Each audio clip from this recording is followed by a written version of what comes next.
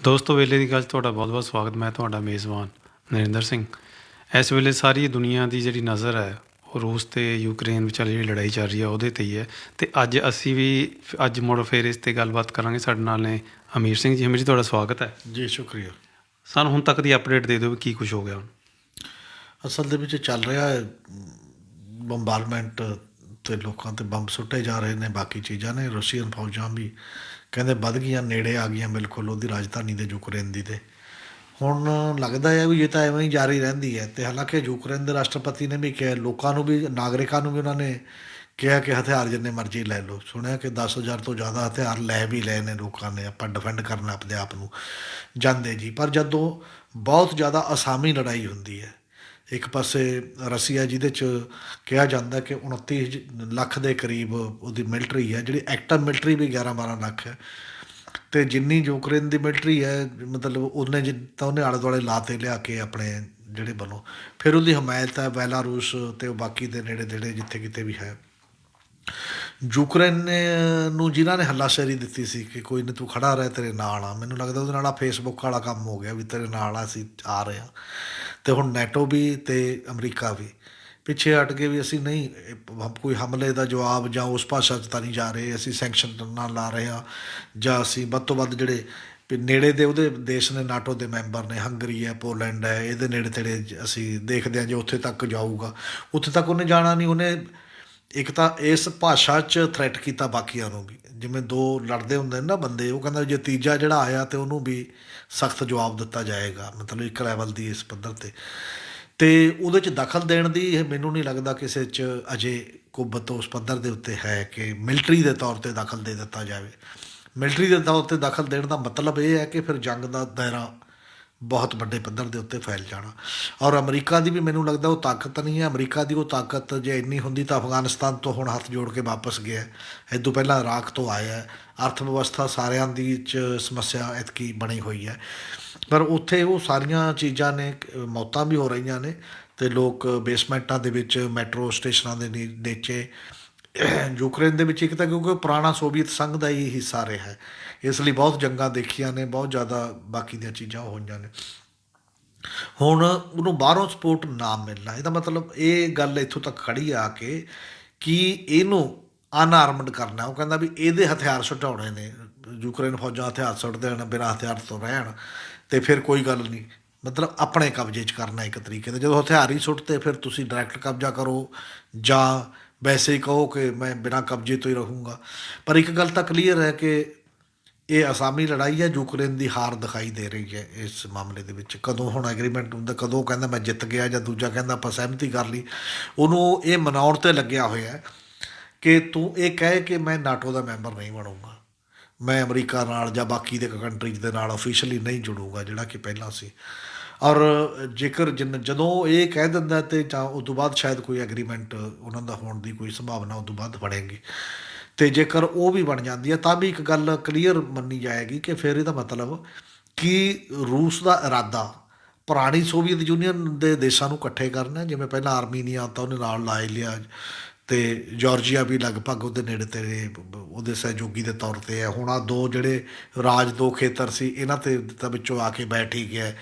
ਕਿੰਨਿਆਂ ਨੂੰ ਨਾਲ ਲਾਉਣ ਦਾ ਜਿਹੜਾ ਇੱਕ ਪ੍ਰੋਸੈਸ ਹੈ ਉਹ ਵੀ ਐਕਸਪੈਂਸ਼ਨਿਸਟ ਹੈ। ਇੱਕ ਪਾਸੇ ਪੁਤਨ ਵੀ ਤੁਸੀਂ ਦੇਖੋ ਕਿ ਪੁਤਨ ਕੋਈ ਨਾ ਤਾਂ ਉਹਨੇ ਵਿਚਾਰਧਾਰਾ ਦੀ ਲੜਾਈ ਰਹੀ। ਅੱਗੇ ਤਾਂ ਹੁੰਦਾ ਸੀ ਨਾ ਵੀ ਇੱਕ ਸੋਵੀਅਤ ਯੂਨੀਅਨ ਦਾ ਕੈਂਪ ਹੈ, ਉਹ ਕਹਿੰਦਾ ਮੈਂ ਦੁਨੀਆ 'ਚ ਪ੍ਰੋਲੇਤਾਰੀ ਦਾ ਰਾਜ ਲਿਆਉਣਾ ਹੈ, ਮੈਂ ਇੱਕ ਇਹੋ ਜਿਹੀ ਸਮਾਜ ਬਦਲਣਾ। ਦੂਜੇ ਪਾਸੇ ਪੂੰਜੀਪਤੀਆਂ ਦਾ ਕੈਂਪ ਹੈ। ਹੁਣ ਤਾਂ ਉਹੋ ਜਿਹੇ ਕੈਂਪ ਦੀ ਤਾਂ ਕੋਈ ਗੱਲ ਨਹੀਂ, ਇਹ ਵੀ ਉਹੋ ਜਿਹਾ ਕੈਂਪ ਹੈ ਅਤੇ ਉਹ ਵੀ ਉਹੋ ਜਿਹਾ ਕੈਂਪ ਹੈ। ਪੁਤਨ ਨੇ ਨਾਲ ਦੀ ਨਾਲ ਇਹ ਵੀ ਕਰ ਲਿਆ ਸਗੋਂ ਕਿ ਅਗਲੇ 2036 ਤੱਕ ਤਾਂ ਮੈਂ ਹੀ ਰਹਿਣਾ, ਸੰਵਿਧਾਨ ਬਦਲਵਾ ਲਿਆ, ਮਤਲਬ ਪਰਮਾਨੈਂਟ ਆਪਾਂ ਰਾਜੇ ਉਦੋਂ ਦੇ ਹੈਗੇ ਹੀ ਹਾਂ। ਕਈ ਵਾਰ ਤਾਂ ਇਹ ਹੁੰਦਾ ਨਾ ਵੀ ਰਾਜਾ ਬਦਲ ਜੂਗਾ, ਸ਼ਾਇਦ ਕੋਈ ਹਾਲਾਤ ਬਦਲਣਗੇ ਜਾਂ ਇੱਧਰ ਉੱਧਰਲਾ ਕੋਈ ਗੱਲ ਹੋਏਗੀ। ਐਵੇਂ ਹੀ ਉਹਦੇ ਸਪੋਰਟਰ ਦੇ ਤੌਰ ਦੇ ਉੱਤੇ ਹੋਰ ਸਗੋਂ ਉਹਦੀ ਸਪੋਰਟਸ ਤਾਂ ਬੰਦੇ ਆ ਗਏ ਕਿਸੇ ਨਾ ਕਿਸੇ ਰੂਪ ਦੇ ਵਿੱਚ। ਚਾਈਨਾ ਉਹਦੀ ਸਪੋਰਟ 'ਚ ਖੜਾ ਹੋਇਆ ਇੱਕ ਤਰੀਕੇ ਨਾਲ, ਸੀਰੀਆ ਉਹਦੀ ਸਪੋਰਟ 'ਚ ਖੜਿਆ ਹੋਇਆ ਕਿਸੇ ਤਰੀਕੇ ਨਾਲ, ਵੱਖ-ਵੱਖ ਲੋਕ ਉਹਦੀ ਸਪੋਰਟ ਦੇ ਵਿੱਚ ਐਂ ਦਿਖਾਈ ਦਿੰਦੇ ਨੇ ਕਿ ਨਾਲ ਖੜੇ ਨੇ। ਪਰ ਇਹ ਜਿਹੜਾ ਜੰਗ ਹੈ, ਜੰਗ ਦਾ ਨਤੀਜਾ ਤਾਂ ਸਭ ਨੂੰ ਪਤਾ ਹੈ, ਜਾਨੀ ਅਤੇ ਮਾਲੀ ਨੁਕਸਾਨ ਹੁੰਦਾ ਅਤੇ ਨਫ਼ਰਤ ਫੈਲਦੀ ਹੈ ਇੱਕ ਦੂਜੇ ਦੇ। ਬਾਕੀ ਮਿਲਟਰੀ ਕੀ ਕਰਦੀ ਹੈ ਉਸ ਦੇਸ਼ ਦੇ ਵਿੱਚ ਜਾ ਕੇ ਬਾਕੀ ਔਰਤਾਂ ਨਾਲ ਵੀ ਹੋ ਰਹੇ, ਇਹ ਤਾਂ ਕਹਾਣੀਆਂ ਬਾਅਦ 'ਚ ਨਿਕਲਦੀਆਂ ਨੇ। ਪਹਿਲਾਂ ਤਾਂ ਮਰਨ ਤੋਂ ਬਚਣ ਦਾ ਇੱਕ ਜਿਹੜਾ ਕੁਐਸਚਨ ਹੈ। ਔਰ ਐਸੇ ਹਾਲਾਤ ਦੇ ਵਿੱਚ ਸਾਡਾ ਜਿਹੜੇ ਬੰਦੇ ਫਸੇ ਹੋਏ ਨੇ, ਭਾਰਤ ਦੇ ਵੀ ਉੱਥੇ ਵਿਦਿਆਰਥੀ ਨੇ ਕਾਫੀ, ਕਿਹਾ ਜਾ ਰਿਹਾ ਕਿ ਇਦੋਂ ਪਹਿਲਾਂ ਤਾਂ ਚੌਥਾ ਹਿੱਸਾ ਆ ਗਏ ਸੀ ਉਹ ਕਿਸੇ ਤਰੀਕੇ ਦੇ ਨਾਲ, ਪਰ ਹੁਣ ਇਹਨਾਂ ਨੇ ਜਾਰੀ ਵੀ ਕੀਤੇ ਨੇ ਜਿਹੜੇ ਨੇੜਲੇ ਮਤਲਬ ਦੇਸ਼ਾਂ ਦੇ ਨੰਬਰ, ਪੋਲੈਂਡ ਦੇ, ਹੰਗਰੀ ਦੇ ਜਾਂ ਰੋਮਾਨੀਆ ਦੇ ਵੀ ਰਾਹੀਂ ਕਹਿੰਦੇ ਨੇ ਕਿ ਰੋਮਾਨੀਆ ਤੱਕ ਉਹ ਆ ਜਾਣ ਅਤੇ ਉੱਥੋਂ ਅਸੀਂ ਲੈ ਕੇ ਆਵਾਂਗੇ। ਸਾਡੀਆਂ ਜਿਹੜੀਆਂ ਵੇਚਦੇ ਉੱਧਰ ਜਾ ਰਹੀਆਂ ਨੇ, ਉਹ ਜਿਹੜਾ ਜਾਣਗੀਆਂ ਫਲਾਈਟਸ ਸਾਡੀਆਂ। ਹੁਣ ਇੰਨੇ ਬੰਦਿਆਂ ਨੂੰ ਕਿੰਨੇ ਜਹਾਜ਼ ਚਾਹੀਦੇ ਨੇ, ਕਿੰਨੇ ਸਮੇਂ ਦੇ ਵਿੱਚ ਉਹ ਆਉਣਗੇ, ਇਹ ਆਪਣੇ ਆਪ 'ਚ ਇੱਕ ਕੈਲਕੂਲੇਸ਼ਨ ਹੈ। ਅਤੇ ਨਾਲ ਦੀ ਨਾਲ ਇਹ ਹੈ ਕਿ ਉਹਨਾਂ ਨੂੰ ਉੱਥੋਂ ਬੇਸਮੈਂਟਾਂ ਦੇ ਵਿੱਚੋਂ ਲੈ ਕੇ ਰੋਮਾਨੀਆ ਤੱਕ ਕੌਣ ਪਹੁੰਚਾਏਗਾ, ਉਹਦੇ ਲਈ ਟਰਾਂਸਪੋਰਟ ਦਾ ਪ੍ਰਬੰਧ ਕਿਵੇਂ ਹੋਏਗਾ। ਇਹ ਕਾਫੀ ਸਵਾਲ ਨੇ ਹਜੇ, ਜਿਹੜੇ ਸਵਾਲ ਨਹੀਂ ਪਤਾ, ਪਰ ਕੰਟਰੋਲ ਰੂਮ ਨੰਬਰ ਦਿੱਤੇ ਹੋਏ ਨੇ ਨੇੜਲੇ ਦੇਸ਼ਾਂ ਦੇ, ਇਹਨਾਂ ਨਾਲ ਕੰਟੈਕਟ ਕਰੋ। ਇਹਦੇ ਨਾਲ ਅਗਲੀ ਗੱਲ, ਇੱਕ ਐਡਵਾਈਜ਼ਰੀ ਜਾਰੀ ਕੀਤੀ ਹੈ ਜਿਹਦੇ 'ਚ ਇਹ ਕਹਿ ਰਹੇ ਨੇ ਭਾਰਤ ਸਰਕਾਰ ਵੱਲੋਂ ਵੀ ਆਪਣੇ ਵਿਦਿਆਰਥੀਆਂ ਲਈ, ਆਪਣੇ ਬੰਦਿਆਂ ਲਈ, ਕਿ ਤੁਸੀਂ GPS ਔਨ ਰੱਖੋ, ਉੱਥੇ ਚਲੇ ਜਾਓ ਨੇੜੇ, ਜਿੱਥੇ ਵੀ ਨੇੜੇ ਤੁਹਾਡੇ ਪਤਾ ਲੱਗ ਜਾਂਦਾ ਕਿ ਇੱਥੇ ਉਹ ਸ਼ੈਲਟਰ ਬਣਿਆ ਹੋਇਆ। ਹੁਣ ਇਹ ਇੱਕ ਗੱਲ ਵੀ ਸਮਝ ਨਹੀਂ ਆਉਂਦੀ ਕਿ ਜਿੱਥੇ ਬੰਬਾਰਮੈਂਟ ਹੋ ਰਹੀ ਹੈ, ਜਿੱਥੇ ਲੜਾਈ ਲੱਗੀ ਹੈ, ਉੱਥੇ ਇੰਟਰਨੈਟ ਕੰਮ ਕਰ ਰਿਹਾ ਜਾਂ ਨਹੀਂ ਕਰ ਰਿਹਾ, ਉੱਥੇ ਬਿਜਲੀ ਹੈ ਜਾਂ ਨਹੀਂ ਹੈ, ਅਤੇ ਉੱਥੇ ਚਾਰਜਰ ਹੋਣਗੇ ਨਹੀਂ ਹੋਣਗੇ, ਇਹ ਵੀ ਤਾਂ ਨਾਲ ਜੁੜੀਆਂ ਹੋਈਆਂ ਚੀਜ਼ਾਂ ਹੁੰਦੀਆਂ ਨੇ ਨਾ। ਇਕੱਲਾ ਐਡਵਾਈਜ਼ਰੀ ਇੱਕ ਨੋਰਮਲ ਹਾਲਾਤ 'ਚ ਤਾਂ ਐਡਵਾਈਜ਼ਰੀ ਕੰਮ ਕਰਦੀ ਹੈ, ਉਹਦਾ ਅਸਰ ਕਿੰਨਾ ਪਊਗਾ। ਇਸ ਲਈ ਇਹਦੇ ਨਾਲ ਜੁੜੇ ਬਹੁਤ ਜ਼ਿਆਦਾ ਸਵਾਲ ਜਿਹੜੇ ਹੁੰਦੇ ਨੇ, ਜਿਨ੍ਹਾਂ ਦਾ ਜਵਾਬ ਇੱਥੇ ਬੈਠ ਕੇ ਤਾਂ ਹੁਣ ਜਿੱਥੋਂ ਜੋ ਇਨਫੋਰਮੇਸ਼ਨ ਉੱਥੋਂ ਕੰਟਰੋਲਡ ਇਨਫੋਰਮੇਸ਼ਨ ਆ ਰਹੀ ਹੈ, ਲਗਭਗ ਉਹੀ ਜਿਹੀ ਇਨਫੋਰਮੇਸ਼ਨ ਹੀ ਸਾਡੇ ਤੱਕ ਪਹੁੰਚ ਰਹੀ ਹੈ ਜਾਂ ਬਾਕੀ ਦੇ ਲੋਕਾਂ ਤੱਕ ਪਹੁੰਚ ਰਹੀ ਹੈ। ਉਹਦਾ ਰੀਅਲ ਲੈਵਲ ਤਾਂ ਉਹ ਤੋਂ ਬਾਅਦ ਹੀ ਪਤਾ ਲੱਗਦਾ, ਜਦੋਂ ਜੰਗ ਦੀ ਤਬਾਹੀ ਮਤਲਬ ਹੁੰਦੀ ਹੈ ਅਤੇ ਤਬਾਹੀ ਮਚਾਉਂਦੀ ਹੈ। ਇੱਕ ਗੱਲ ਜ਼ਰੂਰ ਹੈ ਕਿ ਯੂਕਰੇਨ ਜਿਹੜਾ ਛੋਟਾ ਮੁਲਕ ਹੈ, ਔਰ ਉਹ ਰਸ਼ੀਆ ਨਾਲੋਂ ਬਹੁਤ ਆਬਾਦੀ ਦੇ ਵਿੱਚ ਵੀ 4.5 ਕਰੋੜ 40 ਲੱਖ ਯੂਕਰੇਨ ਦੀ ਆਬਾਦੀ ਹੈ, ਅਤੇ ਲਗਭਗ 14-15 ਕਰੋੜ ਦੀ ਆਬਾਦੀ ਰੂਸ ਦੀ ਹੈ। ਅਤੇ ਮਿਲਟਰੀ ਦੇ ਪੱਖ ਤੋਂ ਬਹੁਤ ਇਨਈਵਨ ਅਸਾਮਾ ਹੈ, ਮਤਲਬ ਕੋਈ ਉਹਦੇ 'ਚ ਉਸ ਲੈਵਲ ਦੀ ਗੱਲ ਨਹੀਂ ਹੈ। ਔਰ ਹਥਿਆਰਾਂ ਦੇ ਮਾਮਲੇ 'ਚ ਤਾਂ ਹਾਲਾਂਕਿ ਇਹਦੇ ਕੋਲ ਵੀ ਕਾਫੀ ਹੈ, ਪਰ ਉਹਦੇ ਮੁਕਾਬਲੇ ਹਥਿਆਰਾਂ 'ਚ ਬਹੁਤ ਕਮਜ਼ੋਰ ਹੈ ਕੰਪੈਰੇਟਿਵਲੀ। ਔਰ ਇਸ ਕਰਕੇ ਇਸ ਲੜਾਈ ਦੇ ਵਿੱਚ ਜੇਕਰ ਹੋਰ ਕੋਈ ਸਹਿਯੋਗ ਨਹੀਂ ਕਰਦਾ ਤਾਂ ਹਾਰ ਤਾਂ ਲਗਭਗ ਯੂਕਰੇਨ ਦੀ ਹਾਰ ਦਾ ਮਤਲਬ ਸਰੈਂਡਰ ਕਰਨ ਤੋਂ ਹਾਰ ਹੋਏਗੀ ਜਾਂ ਕਬਜ਼ਾ ਕਰਨ ਤੋਂ ਹਾਰ ਹੋਏਗੀ, ਇੱਕ ਅਲੱਗ ਸਵਾਲ ਹੈ। ਹਜੇ ਇਹ ਹੈ ਕਿ ਕਿਹਾ ਜਾ ਰਿਹਾ ਕਿ ਅੱਜ ਕੱਲ੍ਹ 'ਚ ਹੀ ਇਹੀ ਗੱਲ ਹੈ ਕਿ ਉਹ ਮੋਰਚਾ ਜਿਹਨੂੰ ਫਤਿਹ ਸਮਝੂਗਾ ਇੱਕ ਤਾਂ ਜਿਹੜਾ ਜਿੱਤ ਗਿਆ, ਅਤੇ ਦੂਜਾ ਇਹ ਕਹੂਗਾ ਕਿ ਵੀ ਹੁਣ ਇਦੋਂ ਬਿਨਾਂ ਮੈਂ ਕੀ ਕਰ ਸਕਦਾ, ਮੈਂ ਲੜਿਆ ਲਾਸਟ ਮੂਮੈਂਟ ਤੱਕ। ਕਿੰਨਾ ਕੁ ਬੋਝ ਪਊਗਾ ਉਹ, ਜਾਂ ਅਮਰੀਕਾ ਨੂੰ ਕਹਿ ਰਿਹਾ ਕਿ ਤੁਸੀਂ ਕਹਿ ਦਿਓ ਕਿ ਅਸੀਂ ਇਹਨੂੰ ਨਾਟੋ 'ਚ ਸ਼ਾਮਲ ਨਹੀਂ ਕਰਾਂਗੇ, ਜਾਂ ਉਹ ਕਹਿ ਦੇ ਮੈਂ ਨਾਟੋ 'ਚ ਸ਼ਾਮਲ ਨਹੀਂ ਹੋਊਂਗਾ। ਅਤੇ ਇਹਦੇ ਨਾਲ ਇੱਕ ਗੱਲ ਫਰਕ ਪੈ ਰਿਹਾ ਹੋਣ ਲੱਗੀ ਤਾਂ ਕਿ ਫਿਊਚਰ ਦੇ ਵਿੱਚ ਜਿਵੇਂ ਪਹਿਲਾਂ 2 ਬਲਾਕ ਸੀ, ਇੱਕ ਵਾਰਸਾ ਪੈਕਟ, ਇੱਕ ਨਾਟੋ, ਠੰਡੀ ਜੰਗ ਜਿਹਨੂੰ ਕਿਹਾ ਜਾਂਦਾ ਸੀ 90ਵਿਆਂ ਤੱਕ ਚੱਲ ਰਹੀ ਸੀ ਸੋਵੀਅਤ ਯੂਨੀਅਨ ਅਤੇ ਅਮਰੀਕਾ ਦੀ ਅਗਵਾਈ 'ਚ, ਮੁੜ ਕੇ ਠੰਡੀ ਜੰਗ ਵਰਗਾ ਮਾਹੌਲ ਪੈਦਾ ਹੋ ਰਿਹਾ, ਜਿੱਥੇ ਇਹਦਾ ਮਤਲਬ ਚਾਈਨਾ, ਰਸ਼ੀਆ ਅਤੇ ਬਾਕੀ ਦੇ ਕੰਟਰੀ ਜਿਹੜੇ ਇੱਕ ਪਾਸੇ ਹੋਣਗੇ। ਪਹਿਲਾਂ ਲੱਗ ਰਿਹਾ ਸੀ ਅਮਰੀਕਾ ਦੀ ਸਰਦਾਰੀ ਚੱਲੂਗੀ ਹੁਣ ਦੁਨੀਆ ਦੇ ਵਿੱਚ, ਇਸ ਲਈ ਇਕੱਲੇ ਦੀ ਸਰਦਾਰੀ ਵਾਲਾ ਦੌਰ ਦੁਨੀਆ ਦੇ ਵਿੱਚ ਸ਼ਾਇਦ ਬਹੁਤਾ ਲੰਮਾ ਨਹੀਂ ਚੱਲਦਾ। ਜਦੋਂ ਤੱਕ ਉਹ ਕਮਜ਼ੋਰ ਸੀ, ਰੂਸ ਆਪਣੇ ਪੈਰਾਂ 'ਤੇ ਨਹੀਂ ਸੀ ਖੜ੍ਹਾ ਉਸ ਪੱਧਰ ਦੇ ਉੱਤੇ, ਉਦੋਂ ਤੱਕ ਸ਼ਾਇਦ ਇਹ ਥੋੜ੍ਹੇ ਚਿਰ ਲਈ ਚੱਲਿਆ, ਪਰ ਹੁਣ ਨਹੀਂ ਚੱਲੇਗਾ। ਹੁਣ ਦੇ ਹਾਲਾਤ, ਇਹਦਾ ਮਤਲਬ ਦੁਨੀਆ ਸਾਹਮਣੇ ਇੱਕ ਨਵਾਂ ਚੈਲੰਜ ਖੜ੍ਹਾ ਹੈ ਕਿ ਜਦੋਂ ਇਸ ਪੱਧਰ ਦੀਆਂ ਤਾਕਤਾਂ ਆਪਣੇ ਮਨਮਾਨੀ ਕਰਨਗੀਆਂ, ਨੇੜਲਿਆਂ 'ਤੇ ਆਪਣੇ ਆਪ ਹਮਲਾ ਕਰਨਗੀਆਂ, ਜਿਵੇਂ ਅਮਰੀਕਾ ਵੀ ਪਹਿਲਾਂ ਕਰਦਾ ਰਿਹਾ ਅਤੇ ਹੁਣ ਰੂਸ ਵੀ ਕਰਨ ਲੱਗ ਗਿਆ, ਤਾਂ 21ਵੀਂ ਸਦੀ ਦੇ ਵਿੱਚ ਵਿਚਰਨ ਵਾਲਾ ਜਿਹੜਾ ਦੁਨੀਆ ਹੈ ਉਹ ਕਿਹੋ ਜਿਹੀ ਹੋਏਗੀ। ਫਿਰ ਵੀ ਇਹਦਾ ਮਤਲਬ ਤਕੜੇ ਦਾ 70 ਵੀ 100 ਹੋਏਗਾ, ਤਾਂ ਇਹ ਡੈਮੋਕ੍ਰੇਸੀ ਜਾਂ ਜਮਹੂਰੀਅਤ ਜਾਂ ਇਹਨਾਂ ਗੱਲਾਂ ਦਾ ਮਤਲਬ ਕੀ ਰਹੇਗਾ, ਜਾਂ UNO ਹੁਣ ਮਿਲ ਕੇ ਫੈਸਲੇ ਕਰਨਗੇ, ਦੁਨੀਆ ਦੀ ਪੰਚਾਇਤ ਹੈ, ਇਹ ਸਾਰੀਆਂ ਚੀਜ਼ਾਂ ਜਿਹੜੀਆਂ ਗੈਰ ਪ੍ਰਸੰਗਕ ਜਿਹੀਆਂ ਹੁੰਦੀਆਂ ਦਿਖਾਈ ਦੇ ਰਹੀਆਂ ਨੇ। ਔਰ ਕੀ ਇਹਦੇ 'ਚੋਂ ਕੋਈ ਨਵੀਂ ਡਿਮਾਂਡ ਐਮਰਜ ਹੋਏਗੀ ਫਿਰ ਇਹਨਾਂ ਨੂੰ ਪ੍ਰਸੰਗਕ ਬਣਾਉਣ ਵਾਸਤੇ, ਜਾਂ ਜੇ ਨਹੀਂ ਲੜਾਈ ਹੋਏਗੀ ਤਾਂ ਲੜਾਈ ਨੂੰ ਨਿਪਟਾਉਣ ਦੇ ਤਰੀਕੇ ਕੀ ਹੋਣਗੇ, ਉਹ ਕਿਵੇਂ ਹੋਣਗੇ।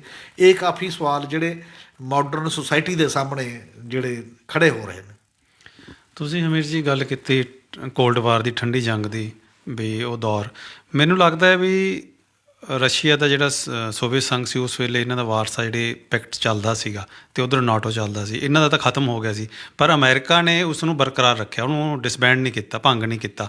ਮਤਲਬ ਕਿ ਅਮਰੀਕਾ ਚਾਹੁੰਦਾ ਸੀ ਕਿ ਉਹਦਾ ਹਥਿਆਰ ਇਸ ਦੇ ਸਿਰ 'ਤੇ ਵਿਕਦਾ ਰਹੇ, ਅਤੇ ਉਹਨੇ ਉਸ ਨੂੰ ਜਦ ਕਿ ਭੰਗ ਕਰ ਦੇਣਾ ਚਾਹੀਦਾ, ਜਿਸ ਨੇ ਮੰਨ ਲਿਆ ਸੀ ਵੀ ਸੋਵੀਅਤ ਸੰਘ ਖਤਮ ਹੋ ਗਿਆ।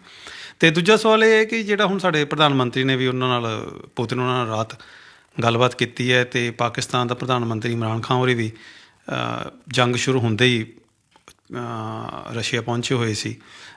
ਭਾਵੇਂ ਕਿ ਉਹਨਾਂ ਦਾ ਪ੍ਰੋਗਰਾਮ ਪਹਿਲਾਂ ਪ੍ਰੀ ਪਲੈਨਡ ਸੀਗਾ ਜੀ, ਪਹਿਲਾਂ ਹੀ ਉਹਨਾਂ ਦਾ ਤੈਅ ਸੀਗਾ। ਉਹਨਾਂ ਨੇ ਕੀ ਗੱਲਬਾਤ ਹੋਈ ਹੈ, ਇਹਦਾ ਸਾਡੇ ਖੇਤਰੀ ਅਤੇ ਖਿੱਤੇ 'ਤੇ ਕੀ ਅਸਰ ਪੈਣ ਦੀ ਸੰਭਾਵਨਾ? ਇਹਦੇ 'ਚ ਦੋ ਗੱਲਾਂ ਨੇ, ਕਿਉਂਕਿ ਜੇ ਹਿਸਟੋਰੀਕਲੀ ਦੇਖੀਏ ਪੁਰਾਣਾ 47 ਤੋਂ ਬਾਅਦ ਜਦੋਂ ਤੋਂ ਪਾਕਿਸਤਾਨ ਅਤੇ ਭਾਰਤ ਬਣੇ ਨੇ, ਹਾਲਾਂਕਿ ਭਾਰਤ ਦੇ ਉਸ ਸਮੇਂ ਦੇ ਲੀਡਰਾਂ ਨੇ ਚਾਹੇ ਆਪਣੇ ਆਪ ਨੂੰ ਕਿਹਾ ਸੀ ਅਸੀਂ ਗੁੱਟਰ ਲੇਪ ਹਾਂ, ਨੌਨ ਅਲਾਈਨ ਮੂਵਮੈਂਟ ਚਲਾਈ, ਲਗਭਗ 105-6 ਦੇਸ਼ ਉਹਦੇ ਮੈਂਬਰ ਸੀ। ਉਦੋਂ ਨਹਿਰੂ, ਟੀਟੂ, ਇਹ ਸਾਰੇ ਬੰਦੇ ਲੀਡਰ ਦੇ ਤੌਰ 'ਤੇ ਉੱਭਰਦੇ ਸੀ, ਪਰ ਫਿਰ ਵੀ ਪੂਰੀ ਤਰ੍ਹਾਂ ਗੁੱਟਰਲੇਪਤਾ ਦੀ ਗੱਲ ਨਹੀਂ ਸੀ ਕਹੀ। ਚਾਹੇ ਚਾਈਨਾ ਨਾਲ ਮਤਲਬ ਉਦੋਂ ਹੀ ਰੌਲਾ ਪੈ ਗਿਆ ਸੀ, ਜੰਗ ਲੱਗੀ। ਉਦੋਂ ਬਾਅਦ ਖਾਸ ਤੌਰ 'ਤੇ ਜਦੋਂ ਪਾਕਿਸਤਾਨ ਦਾ ਮਾਮਲਾ ਆਇਆ 65 ਤੇ 71 ਦਾ, ਉਦੋਂ ਭਾਰਤ ਵਾਲੇ ਪਾਸੇ ਸਪਸ਼ਟ ਤੌਰ 'ਤੇ ਸੋਵੀਅਤ ਯੂਨੀਅਨ ਖੜ੍ਹਾ ਸੀ ਅਤੇ ਪਾਕਿਸਤਾਨ ਵਾਲੇ ਪਾਸੇ ਸਪਸ਼ਟ ਤੌਰ 'ਤੇ ਅਮਰੀਕਾ ਖੜ੍ਹਾ ਸੀ। ਸਾਰੇ ਪੈਟਨ ਟੈਂਕ ਤੋਂ ਲੈ ਕੇ ਸਾਰੀ ਟੈਕਨੋਲੋਜੀ ਅਤੇ ਹੋਰ ਮਦਦ ਜਿਹੜੀ ਪਾਕਿਸਤਾਨ ਦੀ ਨੂੰ ਜਿਹੜੀ ਸੀ ਟੋਟਲ ਅਮਰੀਕਾ ਦੀ ਸੀ, ਅਤੇ ਸਾਡੇ ਵਾਲੇ ਪਾਸੇ ਸੋਵੀਅਤ ਯੂਨੀਅਨ ਦੀ ਜੇ ਸਪੋਰਟ ਨਾ ਹੁੰਦੀ ਸ਼ਾਇਦ ਅਸੀਂ ਵੀ ਉਸ ਪੱਖ ਤੱਕ ਉਹਨਾਂ ਨਹੀਂ ਕਰ ਸਕਦੇ ਸੀ। ਅਤੇ ਇੱਕ ਓਲਡ ਅਲਾਈ ਨੇ ਜਿਹਨੂੰ ਕਹਿੰਦੇ ਆਪਾਂ ਪੁਰਾਣਾ, ਜਦੋਂ ਬੰਗਲਾਦੇਸ਼ ਵੀ 71 ਵਾਲਾ ਬਣਾਇਆ ਉਦੋਂ ਵੀ ਸੋਵੀਅਤ ਰੂਸ ਨੇ ਇਹਨੂੰ, ਜਦੋਂ ਭਾਰਤ ਨੇ ਕਿਹਾ ਕਿ ਅਲੱਗ ਦੇਸ਼ ਬਣ ਗਿਆ ਉਦੋਂ ਹੀ ਮਾਨਤਾ ਦੇਤੀ। ਮਤਲਬ ਇੱਕ ਕੂਟਨੀਤਿਕ ਤੌਰ 'ਤੇ ਸਪੋਰਟ ਹੁੰਦੀ ਹੈ ਦੁਨੀਆ ਪੱਧਰ ਦੇ ਉੱਤੇ ਕੀਤੀ ਜਾਂਦੀ ਹੋ ਸੀ। ਪਰ ਹੁਣ ਮਾਮਲਾ ਬਦਲਿਆ ਲੱਗਦਾ, ਬਦਲਿਆ ਇਸ ਸੈਂਸ ਦੇ ਵਿੱਚ ਲੱਗਦਾ ਕਿ ਇਸ ਪੂਰੇ ਖਿੱਤੇ ਦੇ ਵਿੱਚ ਹੁਣ ਭਾਰਤ ਦੀ ਚੀਨ ਦੇ ਨਾਲ ਦੁਆਰਾ ਕਾਫੀ ਜ਼ਿਆਦਾ ਸਖਤ, ਸਾਡਾ ਵਿਦੇਸ਼ ਮੰਤਰੀ ਕਹਿ ਚੁੱਕੇ ਨੇ ਕਿ 1975 ਤੋਂ ਬਾਅਦ ਪਹਿਲੀ ਵਾਰ ਸਰਹੱਦ ਦੇ ਉੱਤੇ ਸਾਡੇ 20 ਜਿਹੜੇ ਜਵਾਨ ਸ਼ਹੀਦ ਹੋਏ ਨੇ, ਨਹੀਂ ਤਾਂ ਕੋਈ ਕੈਜੂਅਲਟੀ ਨਹੀਂ ਸੀ ਹੋਈ, ਨਹੀਂ ਕੋਈ ਬੰਦਾ ਨਹੀਂ ਸੀ। ਇੰਨੇ ਹਾਲਾਤ ਟਫ ਨਹੀਂ ਸੀਗੇ ਕਿਸੇ ਵੀ ਰੂਪ ਦੇ ਵਿੱਚ। ਹੁਣ ਚੀਨ ਦਾ ਜਿਹੜਾ ਦੋਸਤੀ ਜਾਂ ਚੀਨ ਦਾ ਪੈਰ ਧਰਾ ਜਾਂ ਉਹਦੀਆਂ ਫੌਜਾਂ ਤੋਂ ਲੈ ਕੇ ਵੱਖ-ਵੱਖ ਉਹ ਪਾਕਿਸਤਾਨ ਨਾਲ ਵੀ ਹੋ ਗਿਆ, ਅਤੇ ਉਸੇ ਰਸਤੇ ਜਦੋਂ ਹੁਣ ਪਾਕਿਸਤਾਨ ਦਾ ਚੀਫ ਪ੍ਰੈਜ਼ੀਡੈਂਟ ਜਾਂਦਾ ਹੈ ਸੋਵੀਅਤ ਯੂਨੀਅਨ 'ਚ ਇੱਥੇ ਰੂਸ ਦੇ ਵਿੱਚ, ਤਾਂ ਚਾਈਨਾ ਵੀ ਰੂਸ ਦਾ ਸਪੋਰਟਰ ਹੈ ਇਸ ਲੜਾਈ ਦੇ ਵਿੱਚ। ਕਿ ਇਹ ਇਕੁਏਸ਼ਨ ਜਿਹੜੀਆਂ ਦੁਨੀਆ ਪੱਧਰ ਦੇ ਉੱਤੇ ਇੱਕ ਨਵੀਂ ਇਕੁਏਸ਼ਨ ਬਣਨ ਦੀਆਂ ਜਿਹੜੀਆਂ ਸੰਭਾਵਨਾਵਾਂ ਬਣ ਰਹੀਆਂ ਨੇ, ਕਿ ਜੇ ਇੱਕ ਬਲੋਕ ਇਹ ਬਣਦਾ ਬੜਾ ਵੱਡਾ ਜਿਸ 'ਚ ਚਾਈਨਾ ਅਤੇ ਰਸੀਆ, ਇਹਨਾਂ ਦੀ ਬੈਕਗਰਾਊਂਡ ਵੀ ਮਤਲਬ ਕਮਿਊਨਿਸਟ ਬੈਕਗਰਾਊਂਡ 'ਚੋਂ ਆ ਕੇ, ਚਾਹੇ ਹੁਣ ਉਸੇ ਟਰੈਕ 'ਤੇ ਨੇ ਪਰ ਇਹ ਇੱਕ ਲੈਵਲ ਦਾ ਲਗਾ ਉਸ ਪੱਧਰ 'ਤੇ ਕਈ ਵਾਰ ਹੁੰਦਾ। ਅਤੇ ਚੀਨ ਅਤੇ ਅਮਰੀਕਾ ਦੀ ਵੀ ਇਸ ਖਿੱਤੇ ਦੇ ਵਿੱਚ ਨਹੀਂ ਬਣਦੀ, ਕਿਉਂਕਿ ਚੀਨ ਅਤੇ ਉਹ ਡੋਮੀਨੇਟ ਕਰੇ ਵਪਾਰ ਦੇ ਮਾਮਲੇ 'ਚ ਜਾਂ ਅਮਰੀਕਾ ਡੋਮੀਨੇਟ ਕਰੇ, ਉਹਨਾਂ ਦੀ ਵੀ ਇੱਧਰ ਲੜਾਈ ਹੈ। ਉਹਨੂੰ ਇਹ ਹੈ ਜੇ ਉੱਧਰ ਯੂਰਪ ਦੇ ਵਿੱਚ ਲੜਦੇ ਨੇ ਆਪਸ ਦੇ ਵਿੱਚ ਤਾਂ ਮੇਰੀ ਸਰਦਾਰੀ ਘੱਟੋ ਘੱਟ ਇੱਧਰ ਬਰਕਰਾਰ ਰਹਿੰਦੀ ਹੈ। ਉਹਦੇ ਚੱਲ ਕੇ ਜਿਹੜੇ ਨਵੇਂ ਸਮੀਕਰਨ ਬਣ ਗਏ। ਭਾਰਤ ਦਾ ਉਦੋਂ ਬਾਅਦ ਇੱਕ ਤਬਦੀਲੀ ਆ ਗਈ ਹੈ। ਭਾਰਤ ਰਣਨੀਤਿਕ ਤੌਰ 'ਤੇ ਅਮਰੀਕਾ ਅਤੇ ਇਜ਼ਰਾਈਲ ਨਾਲ ਦੋਸਤੀ ਕਰ ਚੁੱਕਿਆ ਹੈ ਮਿਲਟਰੀਲੀ ਦੇ ਤੌਰ 'ਤੇ। ਹੁਣ ਸਾਡੇ ਜਿਹੜੀ ਹਥਿਆਰਾਂ ਦੇ ਮਾਮਲੇ 'ਚ, ਜੇ ਬਾਕੀ ਜਿਹੜੀ ਈਵਨ ਮਿਲਟਰੀ ਟ੍ਰੇਨਿੰਗ ਦੇ ਮਾਮਲੇ ਦੇ ਵਿੱਚ ਵੀ ਕਾਫੀ ਹੱਦ ਤੱਕ ਇਜ਼ਰਾਈਲੀ ਅਤੇ ਅਮਰੀਕੀ ਦਖਲ ਹੈ। ਅਤੇ ਜਿਹੜਾ ਰੂਸ ਦੇ ਨਾਲ ਅਸੀਂ ਪਿਛਲੇ ਦਿਨਾਂ 'ਚ ਪੁਤਨ ਦੇ ਨਾਲ ਵੀ ਐਗਰੀਮੈਂਟ ਕੀਤੇ ਨੇ, ਉਹ ਅਮਰੀਕਾ ਤੋਂ ਲਿਖਤੀ ਕੰਸੈਸ਼ਨ ਲਿਆ ਵੀ ਚੱਲ ਇੰਨਾ ਕੁ ਕਰ ਲਓ ਤੁਸੀਂ, ਕੋਈ ਗੱਲ ਨਹੀਂ, ਨਹੀਂ ਤਾਂ ਜਦੋਂ ਸਟ੍ਰੈਟਜਿਕ ਤੁਸੀਂ ਉਹਦੇ ਹਿੱਸੇਦਾਰ ਬਣ ਜਾਂਦੇ ਹੋ ਤਾਂ ਉਹ ਰਿਆਇਤ ਵੀ ਤੁਹਾਨੂੰ ਨਹੀਂ ਮਿਲਦੀ। ਇਸੇ ਕਰਕੇ ਭਾਰਤ ਕੋਈ ਸਟੈਂਡ ਨਹੀਂ ਲੈ ਪਾ ਰਿਹਾ ਕਿ ਉੱਧਰ ਜਾਵੇ ਜਾਂ ਉੱਧਰ ਜਾਵੇ, ਸਾਈਲੈਂਟ ਹੈ, ਅਸੀਂ ਕਿਸੇ ਦਾ ਫੇਵਰ ਨਹੀਂ। ਕੇਵਲ ਇੰਨੀ ਕੁ ਗੱਲ ਕੀਤੀ ਹੈ ਜੋ ਸਾਨੂੰ ਦੱਸਿਆ ਗਿਆ ਕਿ ਪ੍ਰਧਾਨ ਮੰਤਰੀ ਦੀ 20-25 ਮਿੰਟ ਗੱਲ ਹੋਈ। 20-25 'ਚ ਤਾਂ ਬਹੁਤ ਗੱਲ ਹੋ ਜਾਂਦੀ ਹੈ, ਜੇ 20-25 ਮਿੰਟ ਗੱਲ ਹੋਈ ਵੀ ਸਾਨੂੰ ਦੱਸਿਆ ਗਿਆ ਕਿ ਅਸੀਂ ਆਪਣੇ ਬੱਚਿਆਂ ਨੂੰ ਵੀ ਉੱਥੋਂ ਕੱਢਣਾ ਕਿਸੇ ਤਰੀਕੇ ਨਾਲ ਇੱਕ ਉਹਨਾਂ ਨੂੰ ਰਿਕੁਐਸਟ ਕੀਤੀ ਹੈ ਕਿ ਜੰਗ ਨਾ ਕਰੋ, ਸ਼ਾਂਤੀ ਠੀਕ ਰਹਿੰਦੀ ਹੈ, ਜਾਨੀ ਉਪਦੇਸ਼ ਅਸੀਂ ਆਪਸ ਦੇ ਵਿੱਚ ਉਸ ਪੱਧਰ ਦੇ ਉੱਤੇ ਦਿੱਤਾ। ਹੁਣ ਇਹ ਸਾਰੇ ਬਦਲੇ ਮਾਹੌਲ ਦੇ ਵਿੱਚ ਫਿਊਚਰ ਦੇ ਵਿੱਚ ਜੇ ਤਾਂ ਇਹਨਾਂ ਦੀ ਵੀ ਕਿਤੇ ਨਾ ਕਿਤੇ ਆਪਸੀ ਗੱਲਬਾਤ ਚੱਲ ਕੇ ਪਾਕਿਸਤਾਨ ਭਾਰਤ ਦੇ ਵੀ ਮਾਮਲੇ ਹੱਲ ਹੋ ਜਾਂਦੇ ਨੇ, ਫਿਰ ਤਾਂ ਇਹ ਬਲੋਕ ਬਣਦਾ ਵੱਡਾ। ਇਹ ਤੋਂ ਪਹਿਲਾਂ ਵੀ ਇੱਕ ਸੰਸਥਾ ਬਣੀ ਹੋਈ ਹੈ, ਜਿਹੜੀ ਸੰਸਥਾ ਦਾ ਕਾਫੀ ਨਾਂ ਹੈ, ਜਿਹਨੇ ਕਾਫੀ ਹੱਦ ਤੱਕ ਇੱਕ ਸਮੇਂ ਤੱਕ ਰੋਕ ਕੇ ਰੱਖਿਆ ਅਮਰੀਕਾ ਦੇ ਉਹਨੂੰ, ਉਹ ਹੈ ਬ੍ਰਿਕਸ, ਜਿਹ 'ਚ ਬ੍ਰਾਜ਼ੀਲ ਹੈ, ਜਿਹਦੇ 'ਚ ਰਸੀਆ, ਜਿਹਦੇ 'ਚ ਚਾਈਨਾ, ਜਿਹਦੇ 'ਚ ਸਾਊਥ ਅਫਰੀਕਾ ਅਤੇ ਇੰਡੀਆ। ਇਹ ਲਗਭਗ 42% ਪਾਪੂਲੇਸ਼ਨ ਹੈ ਦੁਨੀਆ ਦੀ ਇਹਨਾਂ 5 ਕੰਟਰੀਜ਼ ਦੇ ਵਿੱਚ। ਲਗਭਗ 23% ਟੋਟਲ ਬਿਜ਼ਨਸ ਹੈ, ਟੋਟਲ ਵਪਾਰ ਹੈ ਦੁਨੀਆ ਦਾ ਇਹਦੇ ਥਰੂ ਹੋ ਰਿਹਾ। ਇਹ ਇੱਕ ਸੰਸਥਾ ਦੇ ਰੂਪ ਦੇ ਵਿੱਚ ਜੇਕਰ ਇਹਨੂੰ ਸਰਗਰਮ ਕੀਤਾ ਜਾਏ ਔਰ ਇਹ ਸਰਗਰਮ ਉਸ ਪੱਧਰ ਦੀ ਰਹੇ ਤਾਂ ਸ਼ਾਇਦ ਇਹ ਜੰਗਾਂ ਨੂੰ ਵੀ ਕੰਪੈਰੇਟਿਵਲੀ ਰੋਕ ਸਕਦੀ ਹੈ ਔਰ ਡਿਵੈਲਪਮੈਂਟ ਦੇ ਵਿੱਚ ਵੀ ਇੱਕ ਦੁਨੀਆ ਨੂੰ ਮਤਲਬ ਮਲਟੀਪੋਲਰ ਬਣਾ ਸਕਦੀ ਹੈ। ਬਹੁਤ ਧਰੂਵੀ, ਕੇਵਲ ਇੱਕ ਜਾਂ ਦੋ ਧਰੂਵੀ ਨਾ ਰਹੇ, ਮਲਟੀਪੋਲਰ ਹੋਵੇ। ਜੇ ਮਲਟੀਪੋਲਰ ਹੋਏਗਾ ਤਾਂ ਬੈਲੈਂਸ ਜ਼ਿਆਦਾ ਬਣਿਆ ਰਹਿੰਦਾ ਹੈ ਮੁਕਾਬਲਤਨ ਉਹ ਸਾਰੇ ਮਾਮਲੇ ਦੇ ਵਿੱਚ। ਇਹ ਕਾਫੀ ਵੱਡਾ ਇਸ਼ੂ ਮਤਲਬ ਇਹ ਰਹੇਗਾ ਆਉਣ ਵਾਲੇ ਦਿਨਾਂ ਦੇ ਵਿੱਚ ਵੀ ਜਿਹੜਾ ਚਰਚਾ ਦੇ ਵਿੱਚ। ਪਰ ਭਾਰਤ ਹੁਣ ਅਜੇ ਭਾਰਤ ਸਾਹਮਣੇ ਤਾਂ ਤੁਰੰਤ ਦਾ ਚੈਲੰਜ ਤਾਂ ਇਹੀ ਹੈ ਕਿ ਆਪਣੇ ਬੱਚਿਆਂ ਨੂੰ ਉੱਥੋਂ ਤੁਸੀਂ ਕੱਢੋ ਕਿਸੇ ਤਰੀਕੇ ਦੇ ਨਾਲ। ਔਰ ਇੱਕ ਇੰਟਰਸਟਿੰਗ ਗੱਲ ਵੀ ਹੈ, ਤੇ ਬੱਚਿਆਂ ਨੂੰ ਕੱਢਣ ਦੇ ਜਿਹੜੇ ਮਾਮਲੇ ਦੇ ਵਿੱਚ ਅਸੀਂ ਦੇਰੀ ਕੀਤੀ ਹੈ ਤੇ ਲਾਪਰਵਾਹੀ ਕੀਤੀ ਹੈ, ਬਿਨਾਂ ਸ਼ੱਕ ਬਹੁਤ ਦੇਰੀ ਹੈ। ਔਰ ਸਾਡੇ ਲੀਡਰ ਨਹੀਂ ਬੋਲ ਰਹੇ ਉਸ ਮਾਮਲੇ ਦੇ ਵਿੱਚ, ਨਾ ਲੋਕਾਂ ਦੇ ਸਾਹਮਣੇ ਜਵਾਬਦੇਹੀ ਉਸ ਕਰਦੇ। ਮਾਪੇ ਚੀਕ ਰਹੇ ਨੇ, ਬੱਚੇ ਕਹਿ ਰਹੇ ਨੇ। ਅੰਬੈਸੀ ਦੇ ਸਾਹਮਣੇ ਚਲੇ ਗਏ ਬੱਚੇ, ਤੁਸੀਂ ਦੇਖੋ ਅੰਬੈਸੀ ਦੇ ਸਾਹਮਣੇ ਉਹ ਕਹਿੰਦੇ ਨੇ ਬਾਹਰ ਠੰਡ ਬਹੁਤ ਆ, ਸਾਨੂੰ ਅੰਦਰ ਤਾਂ ਆਉਣ ਦਿਓ, ਅੰਦਰ ਬੈਠਣ ਦਿਓ, ਤੇ ਉਹ ਦਰਵਾਜ਼ਾ ਨਹੀਂ ਖੋਲ੍ਹਦੇ ਤੇ ਫੋਨ ਨਹੀਂ ਚੱਕਦੇ ਬੱਚਿਆਂ ਦੇ ਨਾਲ। ਉਹ ਜਦੋਂ ਉਹ ਨਹੀਂ ਹੁੰਦੇ ਤਾਂ ਚਿੰਤਾ ਵੱਧ ਜਾਂਦੀ ਹੈ, ਜਦੋਂ ਇਹੋ ਜਿਹੀਆਂ ਕੋਈ ਘਟਨਾਵਾਂ, ਚਾਹੇ ਉਹ ਥੋੜ੍ਹੇ ਬੱਚਿਆਂ ਨਾਲ ਵਾਪਰੀ ਹੈ, ਪਰ ਉਹ ਇੱਕ ਘਟਨਾ ਦੇ ਤੌਰ 'ਤੇ ਇੱਕ ਰਿਸਪੌਂਸਿਵ, ਇੱਕ ਹੁੰਗਾਰਾ ਦੇਣ ਦੀ ਜਿਹੜੀ ਇੱਕ ਗੱਲ ਹੁੰਦੀ ਹੈ। ਅਤੇ ਉਹ ਸਾਰੇ ਮਾਮਲੇ ਦੇ ਵਿੱਚ ਫਿਰ ਤੁਸੀਂ ਉਹ ਚੋਂ ਕਮਾਉਂਦੇ ਹੋ। ਉਹ ਕਹਿੰਦੇ ਨੇ ਵੀ ਜੇ ਅਸੀਂ ਆਉਣਾ ਵੀ ਚਾਹੁੰਦੇ ਸੀ, ਜਿਹੜੀਆਂ ਫਲਾਈਟਸ ਦੇ ਵਿੱਚ ਨਹੀਂ ਆਏ ਬੱਚੇ, ਕਿਰਾਇਆ ਹੀ 4-5 ਗੁਣਾ ਕਰਤਾ। ਜੇ 20,000 ਦੀ ਟਿਕਟ 80,000 90,000 ਰੁਪਈਆ ਕਿਰਾਇਆ ਕਰਤਾ। ਉਹ ਬੱਚੇ ਦਾਖਲ ਉੱਥੇ ਤਾਂ ਹੋ ਰਹੇ ਨੇ MBBS ਦੇ ਜਾ ਕੇ, ਕਿ ਸਾਡੇ ਪ੍ਰਾਈਵੇਟ ਕਾਲਜ 'ਚ 50 ਲੱਖ ਦੇਣਾ ਪੈਂਦਾ 3 ਸਾਲਾਂ 'ਚ, ਅਤੇ ਉੱਥੇ 15-18 ਲੱਖ ਦੇ ਵਿੱਚ ਘੱਟੋ ਘੱਟ ਨਿਬੜ ਜਾਂਦਾ ਕੰਮ। ਔਰ ਉਹ ਜਿਹੜੇ ਸਸਤੇ 'ਚ ਉੱਥੇ ਕਰਨ ਗਏ ਨੇ, ਅਤੇ ਉਹਨਾਂ ਕੋਲ ਹੋ ਸਕਦਾ ਪੈਸੇ ਹੀ ਨਾ ਹੋਣ ਵਾਪਸ ਆਉਣ ਦੇ। ਲੋਕ ਟੈਕਸ ਦਿੰਦੇ ਨੇ, ਜਾਨ ਮਾਲ ਦੀ ਰਾਖੀ ਲਈ ਦਿੰਦੇ ਨੇ। ਸਭ ਤੋਂ ਵੱਡੀ ਗੱਲ ਜਾਨ ਮਾਲ ਦੀ ਰਾਖੀ ਹੁੰਦੀ ਹੈ। ਜਦੋਂ ਤੁਹਾਨੂੰ ਪਤਾ ਸਾਡੇ ਨਾਗਰਿਕ ਫਸ ਗਏ, ਤੁਹਾਡੀ ਫਸਟ ਪ੍ਰਾਇਓਰਟੀ ਇਹ ਹੋਣੀ ਚਾਹੀਦੀ ਹੈ ਕਿ ਉਹਨੂੰ ਫ੍ਰੀ ਉੱਥੇ ਫਲਾਈਟਸ ਦੇ ਵਿੱਚ ਲਿਆਓ। ਉਨੇ ਕੁ ਪੈਸੇ ਗੌਰਮੈਂਟ ਨਹੀਂ ਖਜ਼ਾਨੇ 'ਚੋਂ ਖਰਚ ਕਰ ਸਕਦੀ ਜ਼ਿੰਦਗੀਆਂ ਦੇ ਵਾਸਤੇ। ਔਰ ਸਾਡੇ ਇਹਦਾ ਮਤਲਬ ਜ਼ਿੰਦਗੀ ਦੇ ਮਾਨੇ ਕੋਈ ਨਹੀਂ ਬਹੁਤ। ਕਿਹਾ ਜਾਂਦਾ ਅਮਰੀਕਾ ਵਗੈਰਾ ਜਾਂ ਬਾਕੀ ਕੰਟਰੀ ਦੇ 2 ਨਾਗਰਿਕ ਵੀ ਕਿਤੇ ਮਰ ਜਾਣ ਤਾਂ ਉਹ ਮਤਲਬ ਪੂਰਾ ਦੇਸ਼ ਤਬਾਹ ਕਰਨ ਤੱਕ ਜਾਂਦੇ ਨੇ, ਜਿਹੜੇ ਦੀ ਵੀ ਗੱਲ ਹੁੰਦੀ ਹੈ। ਸਾਡੇ ਲਈ ਇਹ ਕੋਈ ਬੜੇ ਮਾਮਲੇ ਨਹੀਂ। ਇਹੀ ਮਾਮਲਾ ਸਾਡੇ ਨਾਲ ਇਰਾਕ 'ਚ ਵਾਪਰਿਆ ਸੀ। ਜਿਹੜੇ ਸਾਡੇ ਪੰਜਾਬ ਦੇ ਮੁੰਡੇ 25-30 ਉਦੋਂ, ਬਾਅਦ ਦੇ ਵਿੱਚ ਉਹ ਕਰਨਗੀ ਆਏ। ਬੜੀ ਦੇਰ ਕਹਿੰਦੇ ਰਹੇ ਦੇਖ ਲਓ ਦੇਖ ਲਓ। ਵਿਦੇਸ਼ ਮੰਤਰੀ ਉਦੋਂ ਸੀਗੇ, ਉਹ ਕਹਿੰਦੇ ਰਹੇ ਸਾਡਾ ਕੰਟੈਕਟ ਹੈ ਜੀ, ਅਜੇ ਉਹ ਜਿਉਂਦੇ ਨੇ। ਨਹੀਂ ਹੈ, ਪਰ ਜਿਉਂਦੇ ਨਹੀਂ ਆ ਪਾਏ ਬੰਦੇ।